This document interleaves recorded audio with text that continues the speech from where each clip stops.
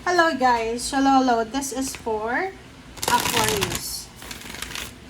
Aquarius, welcome dito sa aking channel, Polaran 888. Welcome guys. Alamin natin kung anong messages, vibration, gabay energy para sa lahat. Okay, mental conflicts. Aquarius. Okay, next is fulfillment of wishes. Wow. Aha. So, sa nakikita ko sa'yo dito, ngayong buwan ng August, dala to ng ghost month guys. Ghost month kasi ngayon eh. So, sinasabi ng bara sa atin na may mga emotions tayo na mararamdaman na hindi naman konektado sa kung anong ginagawa natin. So, like sa'yo, sa nakikita ko, marami kang blessings, marami kang mga wishes na like unti-unting natutupad mo. But the problem is, mayroon na gumugulo sa isip mo. Like, alimbawa may trabaho ka, kumikita ka naman, malaki yung sweldo mo, pero parang kulang. Parang may something na kulang. In love ka naman, maganda yung relationship mo, wala kang sakit, walang sakit yung family mo, pero there's something na parang hindi mabuo-buo yung salitang contentment sa buhay mo because of etong pakiramdam mo. Yung baraha mo na to, applicable to doon sa mga sobrang yayaman na nila. Sobrang mayaman na nasa kanila ng lahat, pero hindi pa rin masaya. Parang yun yung nakikita ko sa'yo. Promoted ka, maganda yung trabaho mo, may relationship ka, pero hindi ka masaya.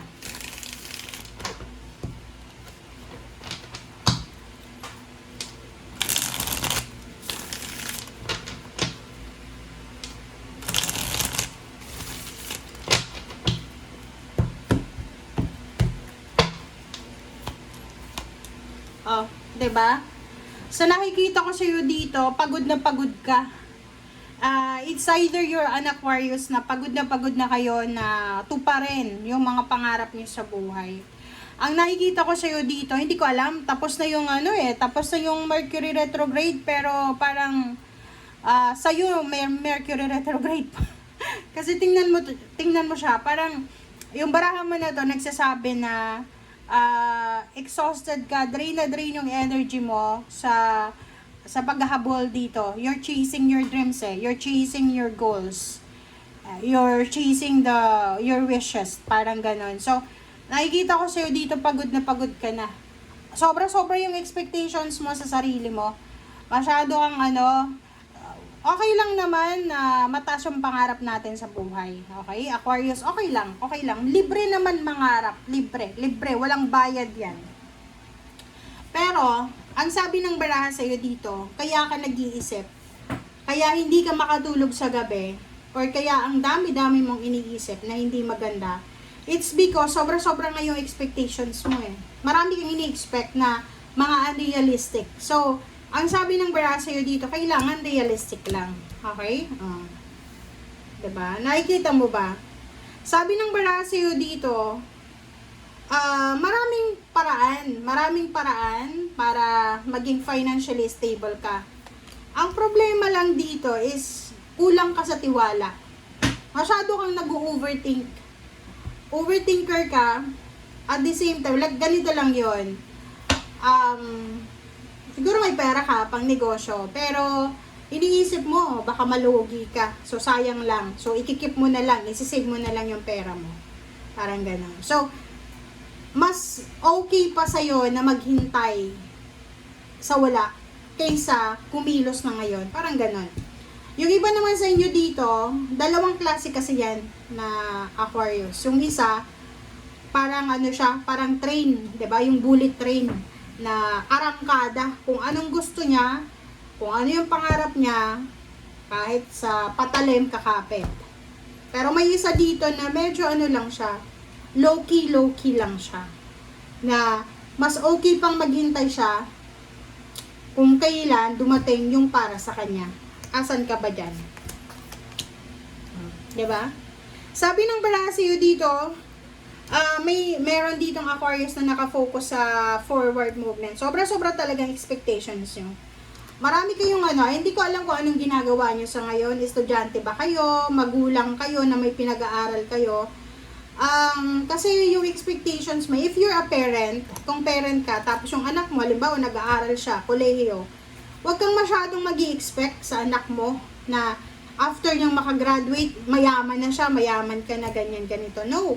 Sa barahan mo na to, kaya ka nagme-mental conflict dito, kaya ka naguguluhan, hindi ka makatulog sa gabi, marami kang iniisip. It's because sobra-sobra yung expectation mo para sa future. Ano lang, let loose. Relax. Okay, let go, let God. Okay, wala kang control. Kahit sabihin natin na gawin mo na lahat. Kung talagang hindi yan para sa'yo, hindi yan para sa'yo. Okay? Alright, so nakikita ko sa'yo dito, doon sa mga demotivated na Aquarius, hanapin mo daw yung motivation para, 'di ba? Hanapin mo yung motivation para mag-succeed ka sa buhay. Pero yung iba naman, like for example, maghanap ka ng tao na makakatulong sa'yo, connections. Yung iba naman na kabaliktaran, yung sobra-sobra yung confidence nyo na hindi pa nga step 1 nasa isip nyo is resort na agad. So, pag ganyan naman yung mindset nyo, sinasabi ng baraha sa inyo na dahan-dahan lang kayo. Okay? Dahan-dahan lang. So, sa nakikita ko sa'yo dito, sobrang napaka-workaholic mo. Kasi plano mong magpakasal, magpatayo ng bahay, mag-travel together, magbakasyon. Sa nakikita ko sa'yo dito, kalmahan mo lang. Okay? Alam nyo, maraming nababaliw sa mga... So, eto yung realidad maraming nababaliw sa mga plano na unrealistic. Okay lang naman. Sabihin na natin na, okay, libre lang mangarap, pero dapat yung pangarap natin is compatible siya or kumbaga resonated siya sa ginagawa natin. 'Di ba?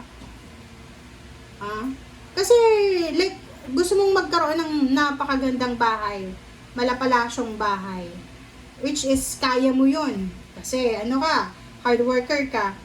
Pero kailangan mo ng oras diyan hangga't papaldo ka talaga, makakapag-ipon ka ng matagal. Pero makukuha mo yung pangarap mo na 'yan.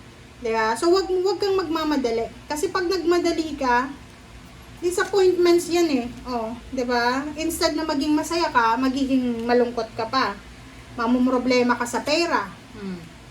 Kaya iwasan mo yung sobrang excitement.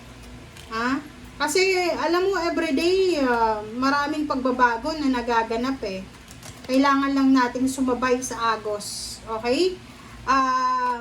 Sabi ng baraha sa'yo dito, importante yung pagpapahinga. Okay? Huwag puro pera. Hindi ka naman ata Capricorn and Taurus, Virgo na puro pera ang isip. Kasi sa nakikita ko sa'yo dito, puro pera.